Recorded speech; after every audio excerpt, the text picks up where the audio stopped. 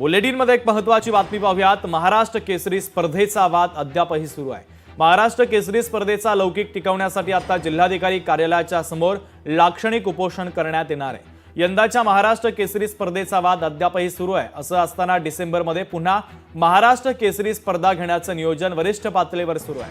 आज डबल महाराष्ट्र केसरी चंद्रहार पाटील लाक्षणिक उपोषणाला बसलेत। या आंदोलनामध्ये मोठ्या संख्येने सहभागी होण्याचं आवाहन डबल महाराष्ट्र केसरी चंद्रहार पाटलांनी केलेलं आहे। आणि याचा आढावा घेतला आमचे प्रतिनिधी संजय देसाई यांनी। पाहूयात। महाराष्ट्र केसरीचं लौकिक टिकवण्यासाठी आज डबल महाराष्ट्र केसरी चंद्रहार पाटील दिवसभर उपोषणाला बसणार आहेत। आतापासून आता ते आलेले आहेत। आतापासून ते सायंकाळी 6 वाजेपर्यंत ते या ठिकाणी उपोषणाला बसले आहेत। सांगलीच्या जिल्हाधिकारी कार्यालयासमोर ते उपोषणाला बसणार आहेत। महाराष्ट्र केसरी स्पर्धेचा लौकिक टिकवण्यासाठी ते जिल्हाधिकारी कार्यालयावर लाक्षणिक उपोषण करण्यात येणार आहे। या आंदोलनात मोठ्या संख्येने पैलवान सहभागी झालेले आहेत।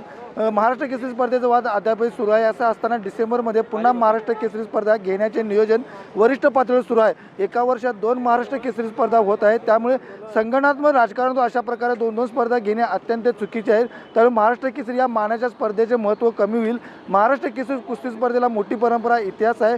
संपूर्ण देशातच नव्हे तर प्रदेशात सुद्धा ही महाराष्ट्र केसरी स्पर्धेचा लौकिक आहे। त्यामुळे मुख्यमंत्री देवेंद्र फडणवीस आणि शरद पवार एकत्र येऊन या महाराष्ट्र केसरी स्पर्धेचा वाद मिटवावा असं चंद्रहार पाटील यांना वाटते। यासाठी ते आज दिवसभर आंदोलनाला बसणार आहेत। कॅमेरामन सुजितसह संजय देसाई, लोकशाही मराठी, सांगली।